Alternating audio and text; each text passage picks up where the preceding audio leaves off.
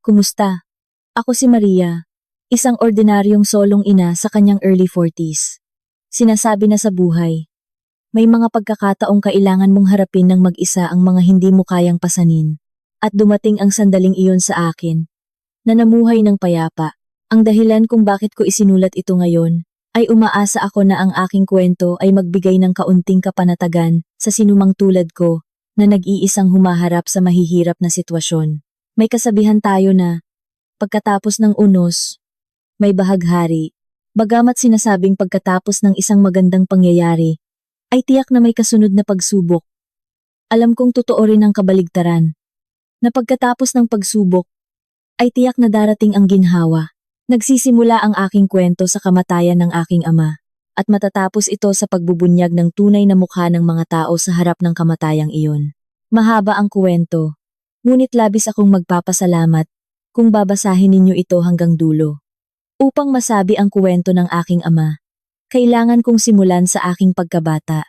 Nawala ko ang aking ina noong 11 akong taon. Namatay siya pagkatapos ng mahabang pakikipaglaban sa sakit. At mula noon, kaming dalawa na lang ng aking ama ang magkasama. Nagtatrabaho ang aking ama sa pabrika. At bagamat ang kanyang mga kamay ay laging magaspang, at ang kanyang likod ay bahagyang kuba, hindi kailanman siya nagsabi sa akin na siya ay pagod. Inuna niya ako kahit gaano siya kaabala. Noong bata pa ako, minsan ay nakaramdam ako ng lungkot dahil sa matagal kong pag-iisa sa bahay. Ngunit nang malaman ko na sinubukan akong alagaan ng aking ama, kahit na nakakatanggap siya ng masasamang salita mula sa kanyang mga katrabaho, nawala ang ganoong damdamin.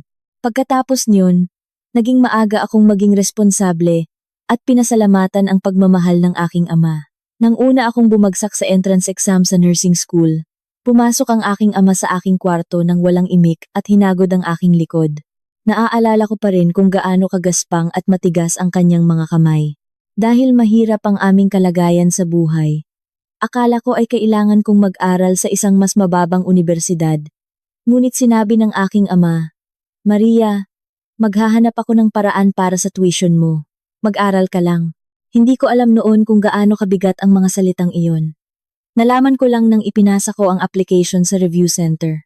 Nalaman kong bumabangon ang aking ama ng 4:00 ng madaling araw upang magtrabaho ng part-time bago pumasok sa pabrika para lang makalikom ng pambayad doon. Nalaman ko lang din iyon nang aksidente akong lumabas upang uminom ng tubig sa madaling araw at nakita kong wala siya. Umuwi ang aking ama bago mag-alas 6 ng umaga. At ang kanyang mga kamay ay bitak-bitak dahil sa malamig na hangin ng madaling araw. Nang araw na iyon, bago pa siya dumating, pumasok ako sa aking kwarto, nagtalukbong ng kumot, at umiyak ng tahimik. Sa araw ng paglabas ng resulta ng pagsusulit, tiningnan ko ang resulta kasama ang aking ama. At sabay kaming umiyak. Iyon ang unang araw sa buong buhay ko na nakita kong umiyak ang aking ama ng malakas. Ang sipag mo, anak ko. Ang maikling pangungusap na iyon ay nanatili pa rin sa aking buhay bilang ang pinakamainit na pahayag. Ganoon ang aking ama, isang tao na laging nasa likod ko. Nagtutulak sa akin sa pamamagitan ng kanyang gawa, hindi ng salita. At hindi lang ako ang ganoon ang pagtrato ng aking ama. Kilala rin siya sa aming barangay sa pagiging matulungin at may mabuting kalooban. Kaya't bukod sa paghahatid sa mga matatandang kapitbahay sa ospital, kung may sinumang nahihirapan sa paligid, binabawasan niya ang kanyang sariling pagkain upang tulungan sila. Tuwing pista o okasyon, normal nang imbitahan niya ang mga matatandang kapitbahay na nag-iisa upang kumain. At kung may sinumang nagsasabing nahihirapan sila, tahimik siyang lumalabas dala ang bigas o ulam. At sa tabi ng ganoong ama, laging may mga tao, ang kanyang matagal ng mga katrabaho, mga kapitbahay, at maging ang mga miyembro ng mga community volunteer group. Tahimik ngunit malawak at malalim ang koneksyon ng aking ama. Minsan, sa kakulangan ng kaalaman, nasabi ko sa aking ama, bakit mo tutulungan ng ibang tao kung tayo mismo ay salat din? At sinabi ng aking ama, kung gagawin ko ito ng mabuti sa aking paligid, kapag namatay ako at ikaw na lang ang natitira, hindi ba't magkakaroon ka ng mga taong tutulong sa iyo? Sa mga salitang iyon, agad akong tumahimik. Iyon ay isang karanasan, kung saan malakas kong naramdaman ang malalim na pag-aalala at pagmamahal ng aking ama. At dahil ganoon ang kanyang pamumuhay, kaya't marami ang dumating upang magbigay pugay sa kanya sa huling pagkakataon. Nang magsimula akong magtrabaho bilang nurse, wala akong balak magpakasal. Dahil alam kong kung magpapakasal ako ay mag-iisa ang aking ama.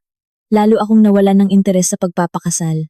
Nakilala ko ang aking asawa pagkatapos ng 3 taon kong pagtatrabaho bilang nurse. Nang kami ay kumain, kasama ang isang kakilala. Sa simula, wala akong masyadong iniisip. Akala ko ay isa lang siyang ordinaryong tao. Hindi siya mukhang masamang tao. Ngunit magalang siyang bumati sa mga matatanda. Nang makita ko iyon, naisip kong subukan siyang makilala. Sa aming pagde-date, regular na tinatawagan ng aking asawa ang aking ama tuwing Pasko at Bagong Taon. At nagbibigay ng maliit na regalo tuwing kaarawan niya. Naisip ko na siya ay isang tunay na mabuting lalaki. Naisip ko na pwede ko siyang pagkatiwalaan at sundin. At naisip ko rin na walang magiging problema kung aalagaan ko ang aking ama kapag matanda na siya at hindi na makapagtrabaho. Nang magpasya kaming magpakasal, at kami ay dumalaw sa aking ama, dinala ng aking ama ang aking asawa sa isang simpleng karinderya na madalas niyang kainan. Hindi na kailangan pumunta sa mamahaling lugar. Doon ang pinakamasarap, sabi niya, habang umorder ng 2 mangkok ng pares. At pagkatapos naming kumain, mahigpit na hinawakan ng aking ama ang kamay ng aking asawa. At nagbigay siya ng isang sobre. Iyon ay 800,000 pesos na naipon ng aking ama. Anak, wala akong masyadong maibibigay sa iyo dahil wala akong maraming ari-arian. Manatili ka lang sa tabi ni Maria kapag nahihirapan siya. Malaki na ang pasasalamat ko sa iyo kung gagawin mo iyan. Si Maria ang nag-iisa kong anak. Ngayon, ikaw na ang aking anak. Bahagyang namula ang mga mata ng aking asawa at tumango. Bienan, aalagaan ko po siya ng mabuti. Talaga po, nang makita ko iyon, naniwala ako na tama ang kasal na ito. Mula noon, taos-puso ring minahal ng aking ama ang aking asawa. Tuwing Pasko at Bagong Taon, inuuna niya ang aking asawa. At kung umuwi siya, inilalabas niya ang mga prutas na inireserba niya para sa kanyang sarili. Minsan, sinabi ng aking asawa na nahihirapan siya sa trabaho. At kinabukasan, tumawag ang aking ama sa isang kakilala niya sa industriya at tinulungan siya. Direktang tumawag ang kakilala sa aking asawa at tinanong niya ako, ang biyenan mo raw ang kakilala. Paano niya nalaman ang pangalan ko? At tumawag. Siguro pinagmalasakitan ako ng biyenan mo. Dahil sinabi niya na hindi niya sinasadya at inayos niya.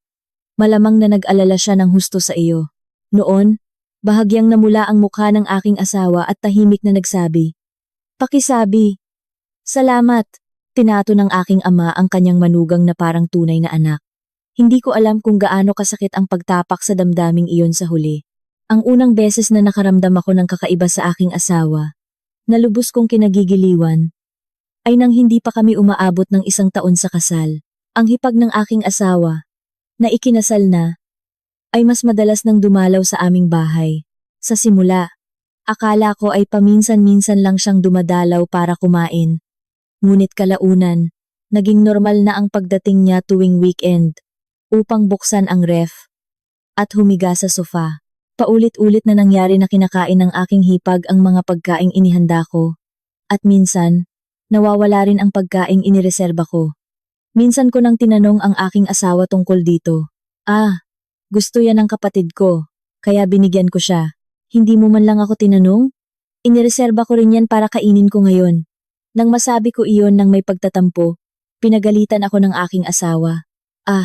Kailangan pa ba talagang itanong yan? Kapatid ko yan Bakit ka ba napaka-sensitive sa ganyan? Alam kong inaalagaan mo ang kapatid mo, pero hindi ibig sabihin ay pupwede mo nang ibigay ang lahat ng nasa bahay na ito. Kapag sinasabi ko iyon, madalas niya akong hindi pinapansin. Sinasabing masyado akong selosa. At dapat ay magkaroon ako ng mabuting puso. Ngunit marami pang mas kakaibang bagay ang nangyari. Kahit sa pagpili ng lugar na lilipatan, pagpapalit ng sasakyan, at maging sa pagpili ng eskwelahan ng aming anak na si Sofia. Laging kinakailangan ng aking asawa na tanungin muna ang kanyang hipag. Ang aking opinyon ay sa huli na lang ibinibigay matapos ang desisyon. Isang araw, Habang pinag-uusapan namin ng aking asawa ang problema sa eskwelahan ni Sofia, biglang sinabi ng aking asawa, sabi ng kapatid ko, hindi maganda ang eskwelahan na yan. Maghanap ka ng iba. Ano? Bakit ang hipag mo ang magdedesisyon sa eskwelahan ng anak namin? Sabi ko, ako mismo ang naghanap at pumili. Nakalaki na rin ng anak ang hipag ko, di ba? Mas maganda ang payo ng may karanasan. Kaya, anong kolehiyo ang pinasukan ng anak ng hipag mo? Nang tanungin ko iyon, tumahimik ang aking asawa. Sa totoo lang, hindi ako gustong umatake sa ganitong paraan. Ngunit pakiramdam ko ay hindi patas. Dahil kahit gaano ko pa sinikap at ginugol ang aking oras sa paghahanap habang nagtatrabaho, isang salita lang mula sa aking hipag ay sapat na upang baliktarin ang lahat. Hindi lang iyon ang kakaibang pag-uugali ng aking asawa. Isang araw, tiningnan ko ang bank statement at napansin kong may malaking halaga ang nawawala buwan-buwan. Iyon ay mula sa savings account para sa gastusin sa bahay. Dahil siya ang madalas na namamahala, tinanong ko ang aking asawa. At sa simula, umiiwas siya. Ngunit sa huli, ay inamin niyang nagpapadala siya ng pera sa kanyang hipag para sa kanilang gastusin. Nagpapadala ka pala ng pera sa hipag mo? Bakit hindi mo sinabi sa akin?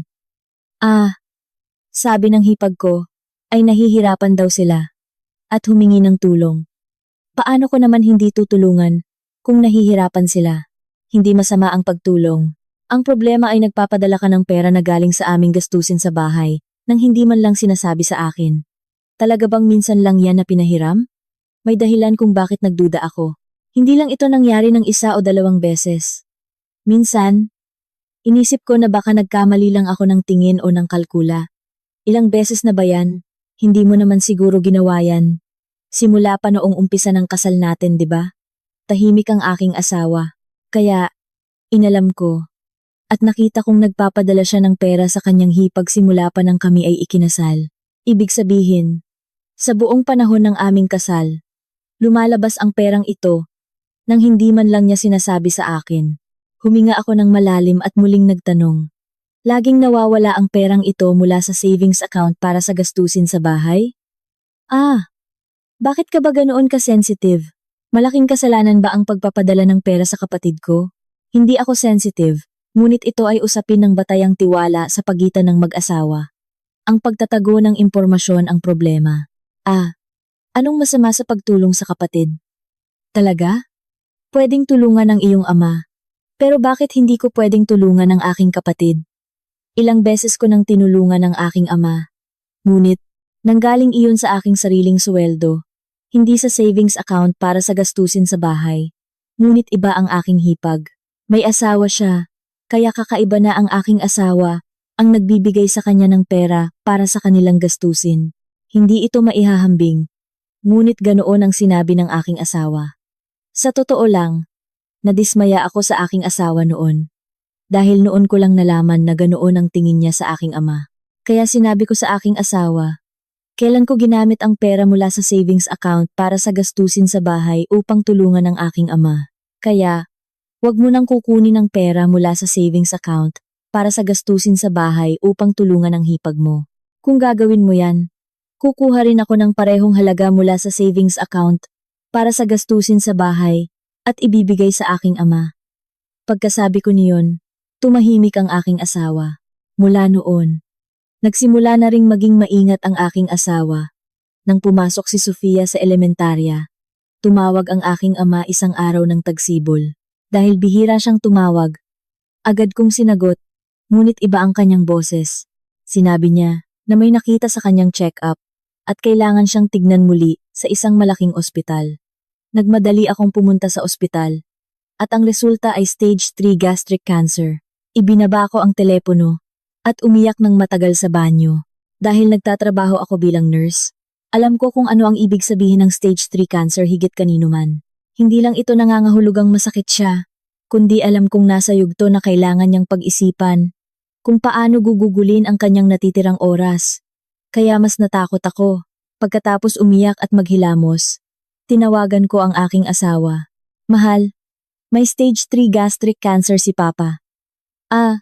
Ganoon ba? So, Ano ang gagawin sa treatment, hindi ko alam. Sa ngayon, itutuloy ang treatment. Pero, alam mo, malaki na ang pinagbago ng medisina ngayon. At ang biyanan mo ay laging nag-ehersisyo. Kaya kung makakatanggap siya ng magandang treatment, hindi ba't gagaling siya? Sana nga, mahal. Pwede mo ba akong samahan sa ospital? Sa susunod na linggo ang konsultasyon para sa treatment. At natatakot ako na mag-isa lang ako. Sa susunod na linggo, medyo abala ang kumpanya ngayon. Kailangan kong tingnan ang sitwasyon. Iyon lang ang kanyang sinabi. Hindi na siya nagtanong pa. At hindi rin siya nagtanong kung gaano ito kalubha. Hindi niya tinanong kung gaano katagal nang may sakit ang aking ama. O kung anong uri ng treatment ang kanyang tatanggapin. Wala siyang tinanong. Ibinaba ko ang telepono. At nanatili akong nakatayo na hawak ang aking cellphone ng matagal. Kinagabihan, tinanong ni Sofia ang aking asawa. Papa, bakit po may sakit si Lolo? Hindi ba't kailangan nating pumunta sa ospital? Oo nga. Pupuntahan ko siya kung may oras ako. Kailan? Kailangan kong tingnan. Abala ako ngayon. Tumingin sa akin si Sofia. Ipinakita ko kay Sofia na ayos lang ako. Ngunit sa loob ko, alam ko na. Ang minsan na iyon ay hindi darating sa loob ng mahabang panahon. Kung taos puso niyang minahal ang aking ama. Agad sana siyang pupunta sa ospital nang marinig niyang may sakit siya. Nang magsimula ang chemotherapy, halos tuwing day off ko ay pumupunta ako sa ospital para sa aking ama.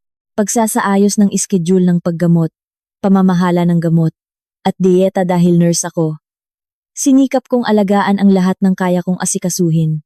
Tuwing dumarating ako, sinasabi ng aking ama, abala ka. Hindi mo na kailangan pang pumunta. Ngunit sa totoo lang, lumalabas sa kanyang mukha kung gaano siya kasaya kapag dumarating ako. Sa panahong iyon, 2 beses dumalaw ang aking asawa sa ospital at parehong hindi pa umabot ng 30 minuto ang bawat pagbisita. Sa harap ng aking ama, ngumiti siya at sinabing, kailangan po kayong maging malusog, biyenan. Ngunit paglabas ng kwarto, agad siyang kukuha ng kanyang cellphone at magiging abala sa ibang bagay. Pinagsilbihan pa rin ng aking ama ang aking asawa. Sinasabing, ang sipag mo ngayon. At binigyan siya ng kanyang merienda. Masakit pa rin ang eksenang iyon sa aking puso. Pagkatapos niyon, naitakda ang pangalawang operasyon ng aking ama. Sinabi ko sa aking asawa 2 linggo bago ang operasyon. Mahal, medyo malaki ang operasyon na ito. Kailangan nating maghintay sa labas ng operating room. Kaya't kailangan nating magkasama sa araw na iyon. Sige, susubukan kong ayusin. Ngunit hindi pa rin ako panatag. 1 linggo bago ang operasyon, muli kong kinumpirma. Hindi mo nakalimutan ang susunod na Martes, di ba? Alam ko, kailangan kong pumunta. Kinumpirma ko muli kinagabihan bago ang operasyon. Anong oras tayo aalis bukas? Ganoon ba? Hindi ba't pwede kang mag-isa? Lilipat daw ang hipag ko sa araw na iyon. Sabi niya. Wala siyang ibang makakatulong kundi ako. Saglit akong nawalan ng imik. Sinabi ko na sa kanya, 2 linggo, bago ang operasyon, at sumagot siya na aayusin niya. Tapos sasabihin niya lang ito sa gabi, bago ang operasyon. Ano ang sinasabi mo? Bukas ang operasyon ng aking ama. Hindi madaling baguhin ang petsa ng paglipat. Nasa tabi mo naman siya habang inooperahan. Nurse ka naman, di ba? Dahil nurse ako kaya pwedeng mag-isa ang aking ama? Sa tingin mo ba, makatuwiran ang sinasabi mo ngayon? Bakit ka ba laging nakikipagtalo? Hindi ko naman sinasabi na ayaw ko. Nag-iisa lang ang ama mo. Ang kapatid ko rin ang nag-iisa kong pamilya. Hindi ba't? Sa totoo lang, kapag lumipat ang hipag ko, siya ba ang maglilipat? Ginagawa lahat ng mga tagalipat. Kaya, bakit kailangan mo pang pumunta? Nahihirapan daw siya at humingi ng tulong. Kaya pupunta ako. Kaya, dahil lang sa paglipat na iyan, hindi mo pupuntahan ang operasyon ng aking ama? Tumahimik ang aking asawa. Sige, tama na. Huwag ka nang pumunta. Mag-isa na lang ako. Malamig kong sinabi iyon, at hindi na ako nagsalita pa. Sa araw ng operasyon, Mag-isa akong nakaupo sa upuan sa labas ng operating room, naghintay ng 4 na oras. May dumating na larawan sa messenger na nagpapakita ng aking asawa na tumutulong sa paglipat ng kanyang hipag. Isang larawan ng aking hipag, na masayang nakangiti sa kanyang bagong bahay. Tiningnan ko lang ang larawan na iyon ng tahimik. Nang lumabas ang aking ama mula sa operating room ng araw na iyon, tiningnan niya ako at nagsabi ng isang salita. May ginawa po ang iyong manugang ngayon, ama. Hindi na nagtanong pa ang aking ama. Saglit siyang tumingin sa kisame, at pagkatapos ay ipinikit ang kanyang mga mata. Hindi ko pa rin makalimutan ang tingin na iyon. Disappointment man, o pagtanggap sa kapalaran. Malamang ay pareho. Habang nasa ospital ang aking ama, madalas pa ring dumadalaw ang aking hipag sa aming bahay. Hindi lang 1 o 2 beses, nang pagod akong umuwi mula sa ospital, at nakita ang aking hipag, na nakaupo sa sofa at nakikipag-usap sa aking asawa. Minsan, kalahati ng mga ulam na binili ko sa umaga ay nawawala at ang mga basyong plato lang ang nakatambak sa lababo. At kung bubuksan ko ang ref, nawawala ang pagkaing inihanda ko para sa aking ama. Tuwing tinatanong ko ang aking asawa, laging pareho ang sagot. Dumating ang hipag ko at dinala dahil masarap daw. Sabi ko, inihanda ko iyan para sa aking ama. Ay, paano ko malalaman? Nandoon lang sa ref. Walang saysay ang pagsasalita. Ang mas nakakabahala pa ay tuwing pumapasok ako sa bahay, sabay na tumatahimik ang dalawa. Tuwing binubuksan ko ang pintuan, biglang humihinto ang kanilang pag-uusap at natural na nagbabago ng paksa. At hindi lang ito nangyari ng 1 o 2 beses. Malinaw na may itinatago sila, ngunit nagkunwari akong walang alam. Kailangan kong gamitin ang enerhiyang iyon para sa aking ama. Isang araw, umuwi si Sofia mula sa eskwelahan at tahimik na bumulong sa akin. Mama, may pinag-uusapan si Papa at Tita sa kwarto ko. Tapos bigla silang tumigil nang pumasok ako. Tinanong ko sila, pero sabi nila, ay wala naman daw.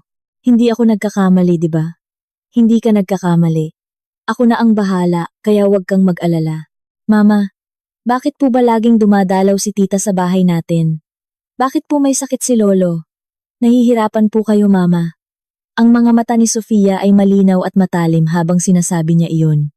Alam ng isang 12 anyos na bata. Ngunit hindi nakikita ng aking asawa. Mula noon, tahimik akong nagsimulang magtala ang mga petsa ng pagdating ng aking hipag sa aming bahay. Ang halaga ng perang ipinadala ng aking asawa sa bank account ng kanyang hipag. Lahat ng bahagi ng pag-uusap nila na narinig ko ay itinala ko. Naisip ko na baka makatulong iyon sa huli. Lubos na lumala ang kondisyon ng aking ama pagkatapos ng halos 2 buwan niyang pananatili sa ospital. Mula noon, mas madalas na akong pumupunta sa ospital at tuwing day off ko, buong araw akong nananatili doon. Kahit sa ospital, inaalagaan ng aking ama ang iba pang pasyente. Sinabi sa akin ng isang nurse na ibinigay ng aking ama ang kanyang mga prutas sa isang matandang pasyente na malayo ang tirahan ng anak at hiniling sa nurse na alagaan ng matanda. Nang marinig ko iyon, saglit akong umiyak mag-isa sa pasilyo dahil kahit may sakit at nakahiga siya, ganoon pa rin siya. 3 araw bago siya pumanaw, mahigpit na hinawakan ng aking ama ang aking kamay at nagsalita. Mahina na ang kanyang boses ngunit malinaw pa ring narinig ko. Maria, kapag namatay na ako, may isang sobre sa pinakailalim na drawer. Siguraduhin mong tignan mo iyon, ha? Ama, wag po kayong magsalita ng ganyan. Mas matagal pa kayo mabubuhay. May kailangan kang tignan. Kaya sinasabi ko ito. Wag mong kalimutan, ha? Opo, hindi ko po kakalimutan. At Maria, napakahirap ng buhay ng iyong ama. Hindi ako masyadong nakapagbigay sa iyo. Sa mga salitang iyon, napaiyak ako. Paano ko naman kayang pigilan ang luha kung ang isang tao na wala namang pagkukulang ay nagsasabing nagkulang siya? Nang araw na iyon, hindi rin dumating ang aking asawa. Mag-isa lang ako sa tabi ng aking ama. Hawak-hawak ni Sofia ang kamay ng kanyang lolo. Lolo, nandito na po ako, Sofia. Tiningnan ng aking ama si Sofia at dahan-dahang ngumiti. Hinaplos niya ang buhok ni Sofia at pagkatapos ay natulog. At kinagabihan, pumikit na siya ng tuluyan. Wala ang aking asawa sa sandali ng kanyang pagpanaw. Nakatanggap siya ng tawag, ngunit sinabi niyang matatagalan pa siya. At sa huli ay dumating siya isang oras, matapos pumanaw ang aking ama. Ang sinabi niya ay, "Siguro ay napakahirap sa iyo." Wala akong sinabing anuman sa mga salitang iyon. Masyado nang durog ang aking kaluluwa para magalit. Sa burol, medyo ilag at awkward ang aking asawa. Abala ako sa pagtanggap ng mga nakikiramay at pag-aasikaso ng mga proseso. Ngunit isang sandali, ay napansin kong patuloy na nakatingin ang aking asawa sa mga sobre ng abuloy. Dahil sa habambuhay na koneksyon ng aking ama, napakaraming nakikiramay, mga katrabaho, mga kapitbahay, mga miyembro ng mga community volunteer group, at maging ang mga taong minsang pinakain at tinulungan ng aking ama. Sa loob ng 3 araw, hindi huminto ang pagdalaw. Ang bawat nakikiramay ay nagbahagi ng kuwento tungkol sa aking ama. At tuwing iyon ay lumuluha ako. Dahil ganoon karaming tao ang nakakaalala sa aking ama. Dahil dito, mas malaki ang halaga ng abuloy kaysa sa inaasahan ko. Malinaw pa rin sa aking isip ang tingin ng aking asawa sa mga sobrang iyon. Sa ika-4 na araw ng burol, halos sumusuko na ang aking katawan. Hindi ako nakakain ng maayos, hindi ako nakatulog, at bukod pa sa pagtanggap ng mga nakikiramay, hindi na kinaya ng aking katawan. Dahil sa lawak ng koneksyon ng aking ama, hindi huminto ang mga nakikiramay. At mas marami ang nakatambak na sobre ng abuloy kaysa sa inaasahan ko. Isang taong buong buhay na nagbigay sa iba. At ang kabutihan ay bumalik sa kanya. Sa loob ng 3 araw, puno ng tao ang lugar. At sa pagtanggap at paghatid sa bawat isa, lubos akong napagod sa emosyonal na paraan. Malaki ang naipon na abuloy. Ngunit wala akong kakayahang asikasuhin iyon. Nanginginig ang aking mga kamay habang inaayos ang mga sobre. Hindi ko rin maayos na mabilang ang pera. At pakiramdam ko ay lumalabo ang aking paningin. Noon, lumapit ang aking asawa at nagsalita. "Mahal, mukhang sobrang pagod ka na. Ako na ang bahala sa abuloy. Hindi ka na nasa kondisyon para asikasuhin iyan." Saglit akong nag-isip. Hindi ko inakala na may gagawin siya. Kahit na namatay na ang aking ama, naniwala ako na paninindigan niya ang limitasyong iyon, kahit napatay na ang aking ama. Iyon ang natitirang tiwala ko. "Sige, ipinagkakatiwala ko sa iyo. Alagaan mo iyan. Huwag kang mag-alala. Ako na ang bahala sa lahat." Ganoon ang sinabi ng aking asawa. Naniwala ako sa mga salitang iyon. Sa gitna ng kalungkutan sa pagkawala ng aking ama, kumapit ako sa mga salitang iyon, ngunit iyon ang aking pagkakamali. Dahil para itong pag-iwan ng tindahan ng isda sa isang pusa. Pagkatapos ng lahat ng seremonya sa burol, nang bumalik kami sa bahay ng aking ama upang ayusin ang kanyang mga gamit, umupo ako sa sofa at hindi makapagsalita. Noon ko lang lubos na naramdaman na wala na ang aking ama, na laging matatag na nasa tabi ko. Ang lugar na madalas niyang inuupuan, ang kwarto na kanyang pinagtutulugan, ang mga paborito niyang pagkain, lahat iyon ay umiikot sa aking isipan. Pakiramdam ko ay bumagsak ang aking katawan, ngunit hindi rin ako makaiyak ng maayos. Pakiramdam ko ay walang laman. Ngunit umupo ang aking asawa sa tabi ko at saglit na nag-atubili bago nagsalita. "Mahal, alam mo, bigla ang nangailangan ng pera ang hipag ko. Agad kong naramdaman kung saan patutungo ang mga salitang iyon. Kumalabog ang aking puso. Ngunit nagtanong pa rin ako, "Anong pera?" "Ang abuloy." Sabi ng hipag ko, 3 buwan lang daw niya gagamitin. Anong gagawin ko? Hindi naman siya ibang tao. Kapatid ko yan. Paano ko hindi tutulungan? Pamilya siya, di ba? Nagkukumpiyansa ang aking asawa, habang nagsasabi ng kung ano-anong dahilan upang bigyang katwiran ang kanyang ginawa. Ngunit biglang naglaho ang lahat sa aking isipan. "Ano ang sinabi mo ngayon?" Sabi niya ay ibabalik niya sa loob ng 3 buwan. Sabi niya ay may biglaan daw siyang pangangailangan. May kailangan daw siyang gawin nang walang alam ang kanyang asawa. Mahigit 800,000 pesos ang pumasok na abuloy. Kaya, gaano kalaki ang ipinahiram mo? Saglit na umiwas ng tingin ng aking asawa. Lahat. Pagkarinig ko ng isang salitang iyon, matagal akong hindi nakapagsalita. Pakiramdam ko ay naglaho ang lahat sa aking isipan. Dumaan sa aking isipan ang mukha ng bawat taong dumalo sa burol ng aking ama. Iyon ay mga sobre na naglalaman ng taos-pusong damdamin ng mga taong habambuhay na naging bahagi ng buhay ng aking ama sa kanyang huling paglalakbay. Nawala ang lahat ng iyon pagkatapos ng burol, sa araw na iyon mismo. Dahan-dahan kong tiningnan ang aking asawa. Alam mo ba kung kaninong pera yan? Hindi. Alam mo ba kung anong pera yan? Sabi niya ay babayaran niya. Nagpahiram lang sandali sa kapamilya. Anong masama doon? Magaan ang boses ng aking asawa na halos lumulutang habang kinakausap ako. Abuluyan ng aking ama. Perang pumasok bilang patunay ng habambuhay na pagbibigay ng aking ama sa mga tao. At ibinigay mo na ang lahat sa kapatid mo bago pa matapos ang burol nang walang pahintulot ko. Ay, ganoon. Masyado kang pagod kaya ako na ang nagpasya. Inisip ko rin ang lahat para sa iyo. Ikaw ang nagpasya? Pera yan ng aking ama at nagpasya ka ng walang pahintulot ko? Sa tingin mo ba, makatuwiran ang sinasabi mo ngayon? At ano ang inisip mo para sa akin? Malinaw na hindi mo sasabihin sa akin. Kaya inunahan mo akong bigyan siya, di ba? Bakit ka ba ganoon ka-sensitive? Sabi niya ay babayaran niya. May garantiya bang maibabalik ang lahat sa loob ng 3 buwan? Alam mo ba kung anong gagawin ng hipag mo sa pera? Ay, hindi ko alam. Sabi niya, ay papagulungin daw niya. Sa sandaling iyon, nakarinig ako ng isang bagay na naputol. Lumabo ang aking paningin at bumulwak ang galit sa aking buong katawan. 3 araw matapos pumanaw ang aking ama. At bagong uwi lang ako mula sa burol, pinasabog ako ng aking asawa. Nabaliw ka na ba? Lumabas ang ingay mula sa aking bibig. Hindi ko alam na ganoon kalakas ang isisigaw ko. Alam mo ba kung anong pera yan? At ginawa mo ang gusto mo. 3 araw pa lang ang nakakaraan mula nang pumanaw ang aking ama. 3 araw. Pagkatapos ng burol, sa araw na pag-uwi ko, kailangan kong marinig ang ganitong walang isip na bagay. Alam mo ba kung anong damdamin ang inilagay ng mga taong iyon sa perang iyon? Perang naglalaman ng habambuhay na koneksyon ng aking ama. Bakit ka ba sumisigaw? Sabi niya ay babayaran niya. Babayaran? Mukhang stock lang.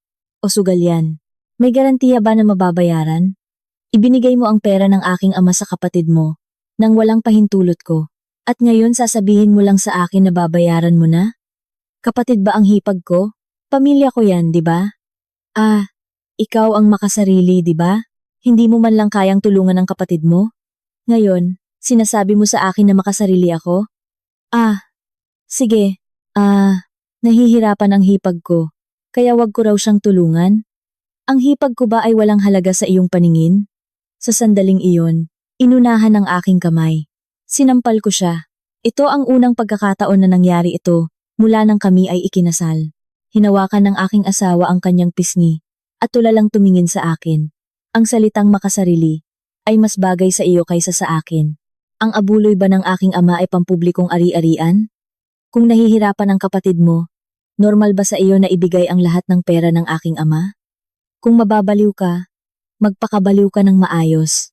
Huwag kang magpayaman ng pamilya mo gamit ang pera ng iba. Lumabas ka! Umalis ka sa bahay na ito ngayon din. Pagkatapos kong sabihin iyon, pinalayas ko ang aking asawa. Nakaramdam ako ng matinding pagkakasala na pinatutuloy ko ang aking asawa sa bahay na tinirhan ng aking ama. Isinara ko ang pintuan at umiyak ng tahimik na nakatalukbong ng kumot. Hindi ko malaman kung galit ba o kalungkutan. Noon, unang beses kong naisip ang salitang diborsiyo sa isang realistang paraan. Pagkatapos kong asikasuhin ang mga naiwan ng aking ama at ang bahay, umuwi ako. Nanatili kaming nasa Cold War ng aking asawa. Tuwing nakikita ko ang kanyang mukha, bumubulwak ang galit, ngunit pinipigilan ko iyon dahil sa aming anak.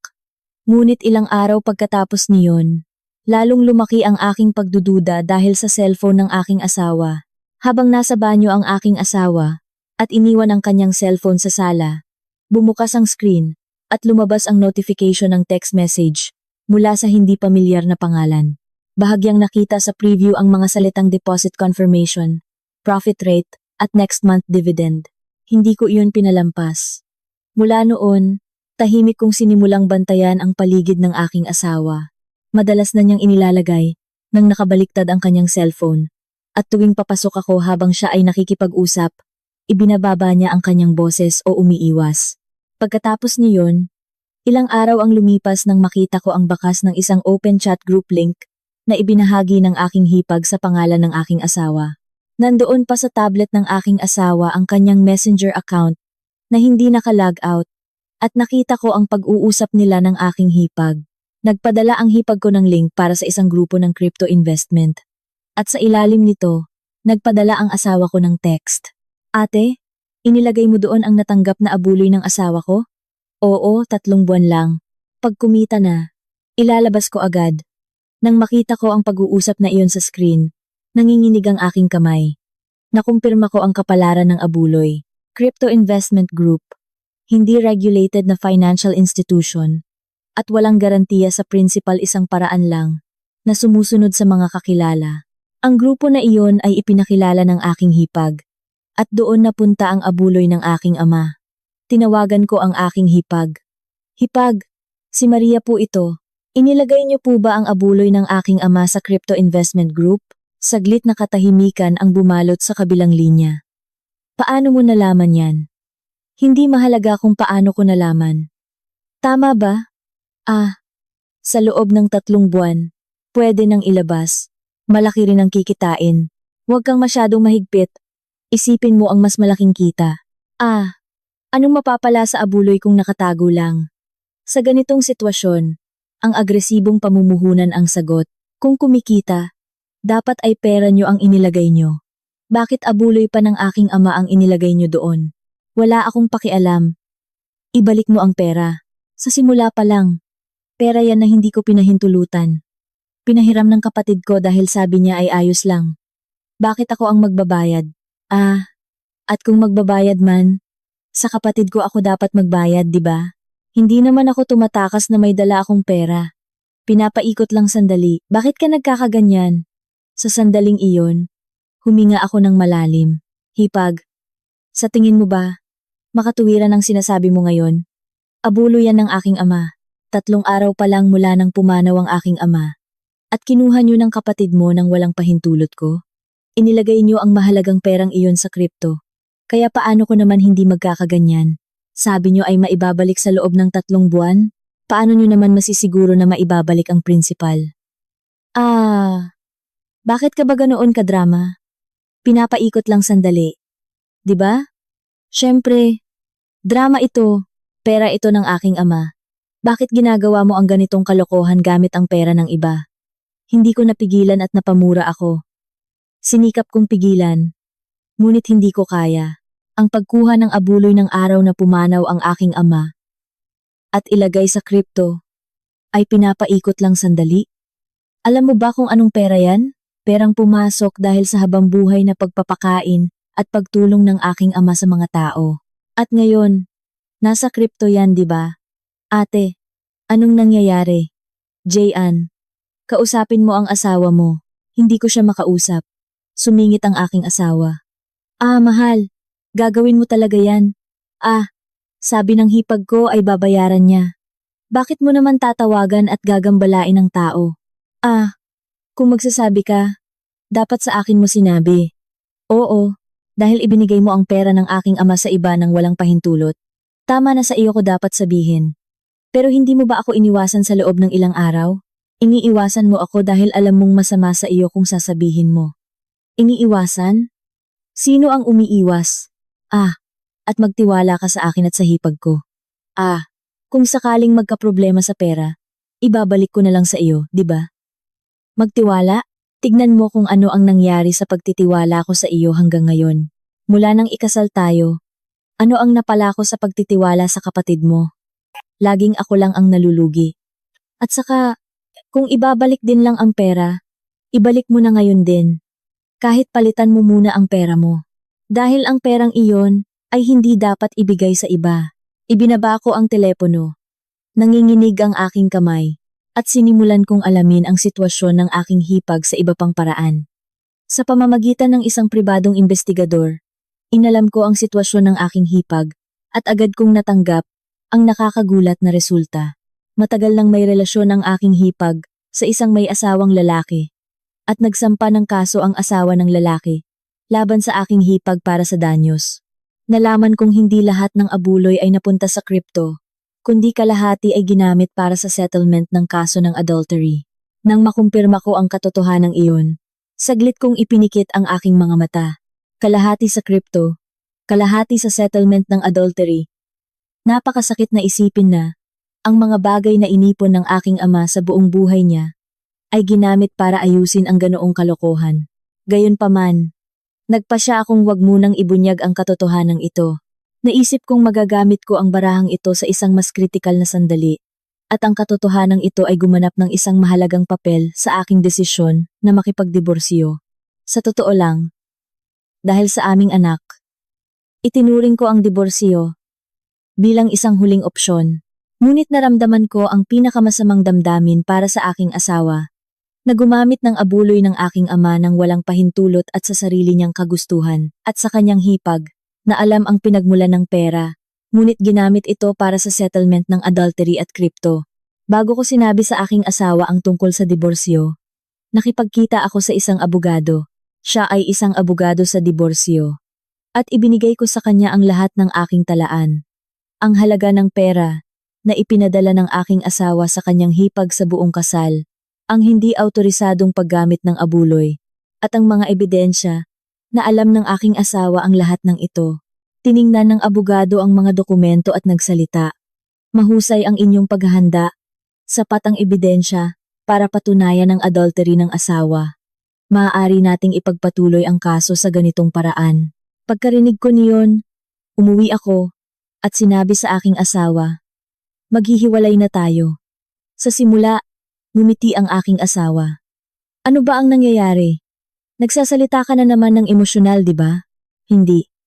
Sa pagkakataong ito, makatuwiran ang sinasabi ko. Nakuha ko na ang abogado ko. Inaayos na ang mga dokumento. Agad na nawala ang ngiti sa mukha ng aking asawa. Abogado? Talaga bang makikipaghiwalay ka sa akin? Siyempre. Totoo. Kailan ba hindi naging totoo ang mga sinasabi ko tungkol sa usaping ito? Hindi ka lang naniwala. Hey, madali lang ba ang diborsyo? Kung hindi ako papayag, anong gagawin mo? Kung hindi magkasundo, pupunta tayo sa mediation. At kung hindi pa rin doon, sa korte tayo. Sa pagkakataong ito, tatapusin ko na ito. Hindi na ako makakatira sa ganitong uri ng relasyon. Tinaas ng aking asawa ang kanyang boses. Hey, totoo ba yan? Hindi mo ba iniisip si Sofia? Gaano kahirap sa kanya kung wala siyang ama? Kailan ka ba umasta bilang isang ama? Kung sasabihin ko sa kanya na ibinigay ng kanyang tita ang abuloy ng kanyang lolo sa kripto, mawawala na rin ang pagmamahal niya sa iyo. At akin na ang custody at parental rights ni Sofia. Hey, anak ko rin si Sofia. Bakit ikaw lang ang nagdedesisyon ng lahat? Matagal mo nang ginawa ang gusto mo. Ang paghawak ng abuloy ng aking ama, nang walang pahintulot, ay lumampas na sa linya, kaya anong dahilan ko para hindi gawin ang gusto ko? Maghanda ka na para sa alimony at child support. Kukunin ko ang lahat ng pwede kong makuha sa batas. Ang aking asawa, na nasa mahirap na sitwasyon, ay tinawagan ng kanyang hipag. Hindi ko narinig ang sinasabi niya. Ngunit pagkatapos ng ilang sandali, dumating ang kanyang hipag sa bahay. Hey Maria, may anak ka at may trabaho ka. Bakit ka makikipaghiwalay? Sa panahon ngayon, maayos na ang buhay ninyo. Hindi naman gumawa ng masamang bagay ang kapatid ko. Sa tingin niyo ba, hipag? Hindi masamang bagay ito? Siyempre, hindi naman niloko ng kapatid ko. O pinagugutom ang kanyang pamilya, bakit makikipaghiwalay? Hipag, ang paghawak ng pera ng asawa ng walang pahintulot ay dahilan din ng diborsyo. At ang pagkuha ng abuloy ng nag-iisa mong pamilya, nang walang pahintulot, paano mo nagawang hawakan ang perang iyon nang hindi nababaliw? Sabi niya ay babayaran niya. Bakit mo palaging binabanggit yan? Ngayon lang umabot ng 3 buwan mula nang kinuha niya ang pera. Kaya, kumita na at nilabas na. Noon lang tumahimik ang aking hipag. Sumingit naman ang aking asawa. Mahal. Ngayon hindi na ito ang mahalaga. Ganoon ba kadali para sa iyo ang sirain ng isang maayos na pamilya? Sa tingin ng iba, ako ang sumisira. Pero ikaw ang sumisira sa pamilyang ito. Ikaw at ang hipag mo ang sumira sa pamilyang ito na maayos naman noon. Pinilit kong tiisin at mamuhay. Ngunit sa huli ay gumawa ka pa rin ng gulo. Wow! Talagang mapilit ka. Direkta kong tiningnan ng aking hipag. Hipag. Sa pagkakataong ito, tatapusin ko na ito. At sa prosesong ito, kung may anumang legal na issue na may kinalaman sa iyo, aayusin ko rin ng maayos. At hindi ko iniisip na ang abuloy ay ginamit lang sa kripto. Sa mga salitang iyon, bahagyang nanigas ang mukha ng aking hipag. Siguro mayroon siyang itinatago. Tiningnan niya ako. Sinusuri kung alam ko na ang lahat o hindi. Wala akong balak sabihin sa kanya. Ang aking asawa naman ay walang alam na tumitingin sa akin. Ganoon ang takbo ng proseso ng diborsiyo. At ilang araw bago ang itinakdang petsa ng mediation sa diborsiyo, nagpadala ako ng text message sa aking asawa. May sasabihin ako. Umuwi ka. Tawagin mo rin ang kapatid mo at sumama kayo. Huli dumating ang sagot ng aking asawa. Bagamat nakatira kami sa iisang bubong, hindi kami nag-uusap. Kaya alam na rin ng aming anak na nasira na ang relasyon namin ng aking asawa. Ano na naman? Anong nangyayari? Malalaman mo kapag dumating ka at sabihin mo, napakahalaga ng usapan. Nang araw na iyon, dinala ng aking asawa ang kanyang hipag. Pagkapasok pa lang ng kanyang hipag, sinubukan niyang makuha ang atensyon at nagsalita. Hey, ngayon, naiisip mo na ba na sayang ang paghihiwalay? Sana hindi ka na lang nakipaghiwalay. Diborsyo? Huwag po kayong magsalita ng walang saysay. Tinawag ko kayo ngayon dahil may mas mahalagang bagay na pag-uusapan. Ano ba? Yan na ganoon kagrabe. Parang may bombang sasabog. Pagkatapos kong tawagin ng mga tao, naglagay ako ng isang sobre sa mesa. At tiningnan ko ang aking asawa at nagsalita. Ikaw, alam mo ngang abuloy na ibinigay mo sa kapatid mo ay napunta sa kripto, di ba? Pero hindi pala. Alam mo ba kung saan napunta ang natitirang abuloy? Ano? Sabi niya sa akin noon ay crypto investment. Kalahati ay kripto. Tama. Pero ang natitirang kalahati ay hindi. Nang sabihin ko iyon, namutla ang mukha ng aking hipag. Hey, saglit lang. Mag-usap tayo ng mag-isa. Wala akong balak makinig sa kanya. Ginamit mo para sa settlement ng kaso ng adultery na isinampa ng asawa ng lalaking karelasyon mo. Nanigas ang aking hipag. Tulalang tumingin sa akin ang aking asawa. Ano ang sinasabi mo? Matagal nang may relasyon ang hipag mo sa isang may asawang lalaki. Nagsampa ng kaso ang asawa ng lalaki laban sa hipag mo at hiniling na magbayad siya ng danyos. At ginamit niya ang abuloy ng aking ama para doon. Na-verify ko na ang lahat. Tiningnan ng aking asawa ang kanyang hipag. Hipag. Totoo ba yan? Nagprotesta ang aking hipag. Hey, hindi ko alam kung saan mo narinig yan. Pero Jayan, ginagawa lang ako ng babaeng ito. Huwag mo siyang pakinggan. Walang ganoong nangyari. Hipag. Ang mga talaan ng kaso ay pwedeng tingnan ng publiko. Malalaman mo kung nagsisinungaling ako. Namula ang mukha ng aking hipag.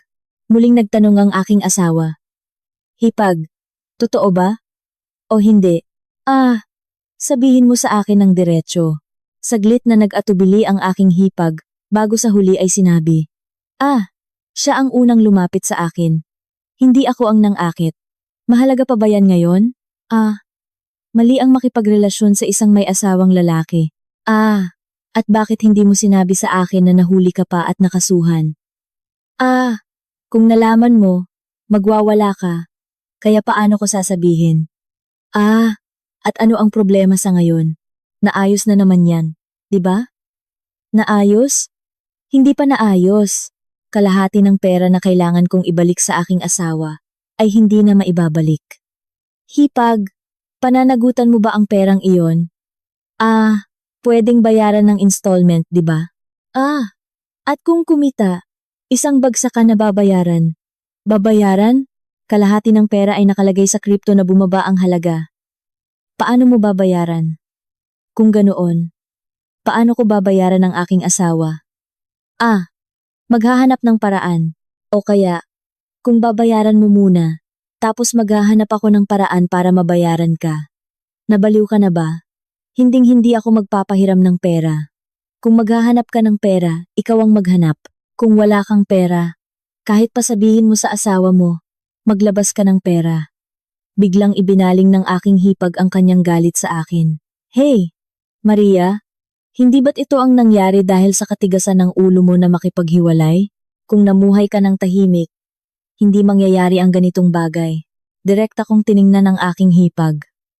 Hipag, kahit pabaluktot ang iyong bibig, dapat ay matuwid ang iyong salita. Kung namuhay ako ng tahimik, hindi mangyayari ang ganitong sitwasyon. Makikipaghiwalay ako kahit kailan. Totoo na hindi ko kinaya nang mangyari ang ganitong bagay. Ngunit ang mga nangyari bago iyon ay hindi rin ordinaryong bagay. At hindi ko kasalanan na nagloko ka. Inudyukan ba kita na makipagrelasyon sa isang may asawang lalaki? Hey, at hipag. Nasa posisyon ka ba para ibaling sa akin ang iyong galit ngayon? Alam mo ba na kung magpatuloy ka, sasabihin ko ang lahat sa asawa mo. Plano kong sabihin sa asawa mo ang lahat. Kung hindi ko maibabalik ang perang iyon, hipag. Tumahimik ang aking hipag. Dinikitan ng aking asawa ang kanyang hipag. Hipag, baliw ka na ba talaga? Kung ginamit lang sa kripto, sana ay naayos na ang lahat. Ano ang naayos?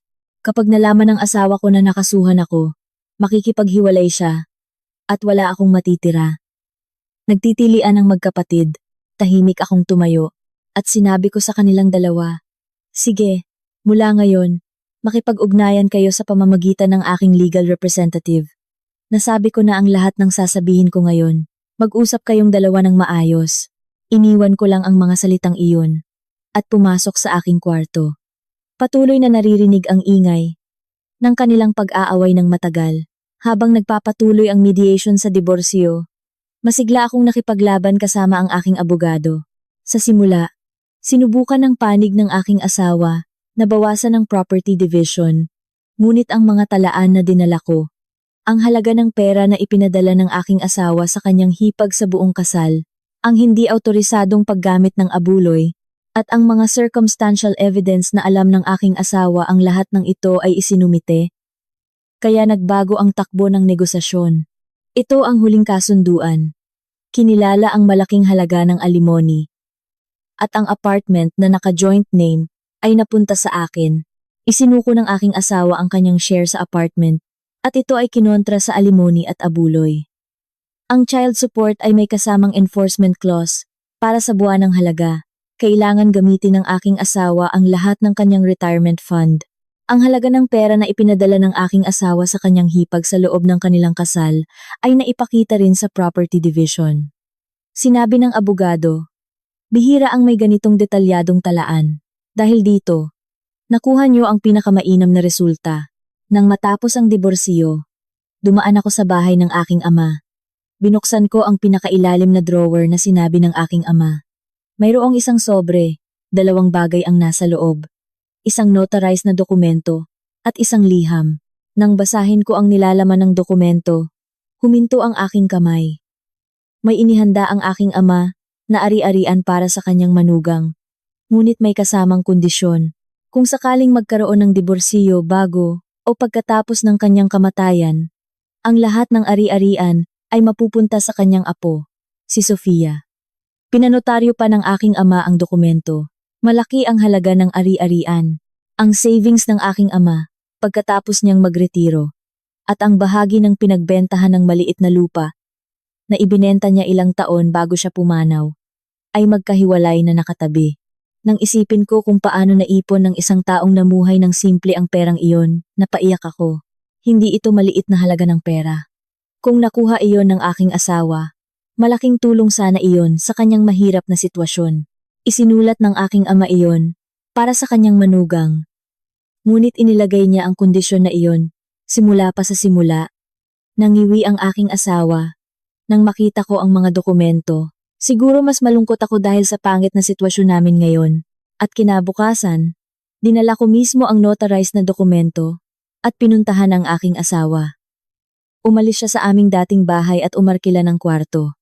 Nang makita ng aking asawa na may dala akong sobre, lumaki ang kanyang mga mata.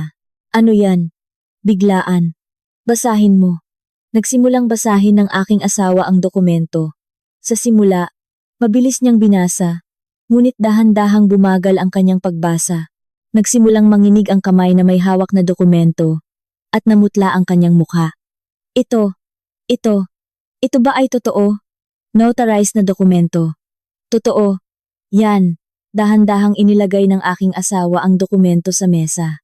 Hinawakan niya ang kanyang mukha gamit ang dalawang kamay. Ang biyenan ko. Ang biyenan ko. Inihanda niya ang lahat ng ito.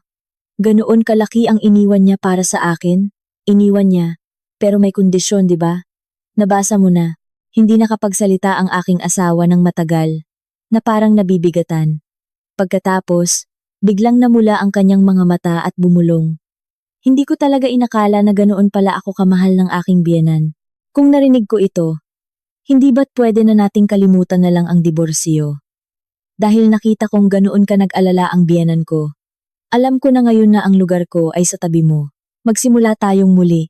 Nang marinig ko ang mga salitang iyon, napangiti ako ng mapait. Alam kong sinabi niya sa akin na kalimutan na lang ang diborsyo.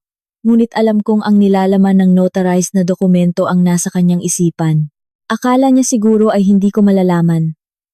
Na ang mga salitang iyon ay lumabas dahil nanghihinayang siya sa ari-arian. Hindi dahil naramdaman niya ang pag-aalala ng aking ama. Nasira ako sa piling mo. Hindi mo pa rin alam kung gaano ako nasira habang nasa piling mo. Maria, nagkamali ako. Talaga. Hindi dapat tayo ganito. Ang biyenan mo. Ikaw ang nagbigay ng abuloy ng aking ama sa kapatid mong baliw. At kung nanghihinayang ka sa ari-arian ng aking ama, aminin mo na lang ng tapat na nanghihinayang ka. Kung naramdaman mo ang pag-aalala ng aking ama, dapat ay ganoon ka namuhay noon pa. Sana naman ay maging tapat ka sa iyong konsensya. Tumahimik ang aking asawa. At ang ari-ariang iyon ay nasa bank account na ni Sofia. Bahagya kong tinulak ang dokumento sa mesa, gamit ang aking daliri at tumayo. Hindi na ako lumingon.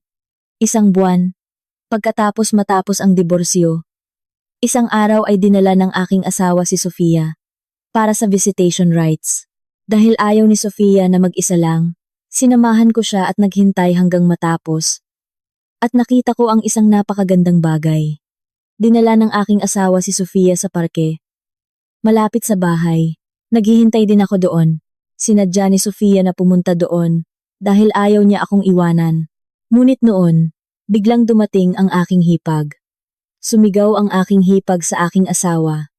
Hindi niya alam na naroroon ako. Hey, tulungan mo ako.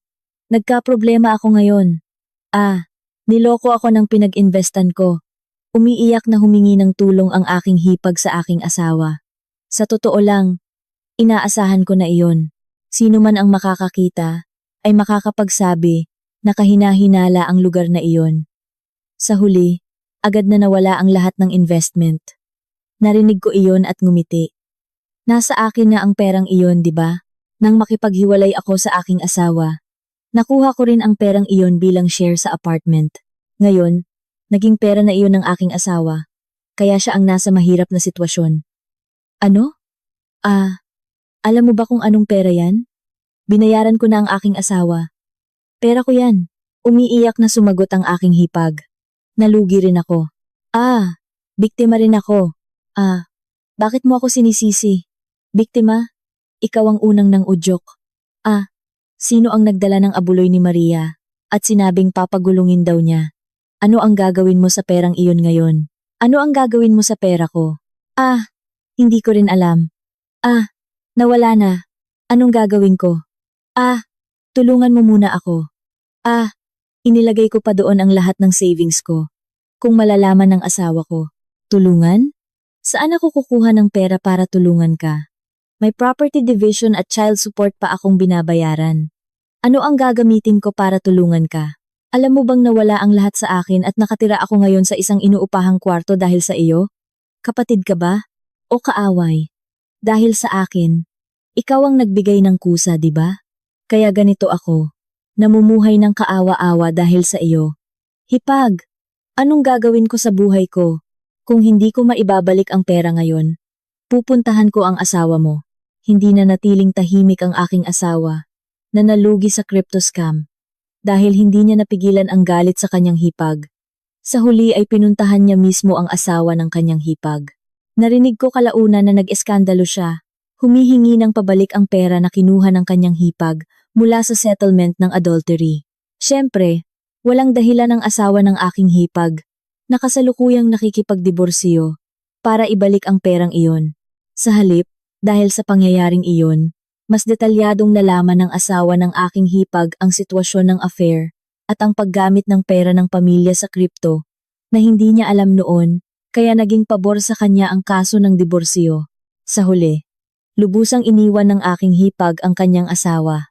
Sa pagtatalo sa ari-arian, napatunayan na hindi autorisadong ginamit ng aking hipag ang joint assets ng pamilya sa kripto, kaya wala siyang nakuha.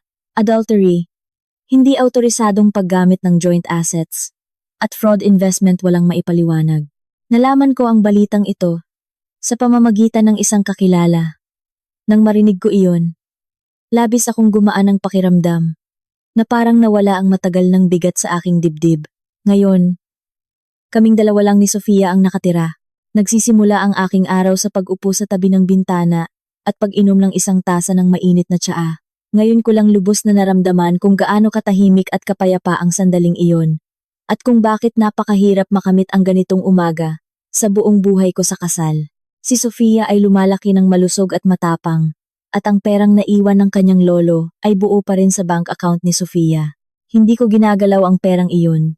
Nakalaan ito para sa tuition sa kolehiyo ni Sofia at sa pondo para sa kasal niya. Regular na nagpapadala ng child support ang aking asawa. Paminsan-minsan kaming nagtatagpo sa visitation rights. Ngunit hindi ako matagal na nakatitig sa kanyang mga mata. Wala akong masabi. May kasabihan na ikaw mismo ang nagtuturo kung paano ka tratuhin. Masyado kong pinahintulutan ang maling pagtrato sa loob ng mahabang panahon. Ngayon lang, matapos kong maranasan ng buong sakit ang resulta, sa wakas ay pinili kong protektahan ang sarili ko. Salamat sa pagbabasa.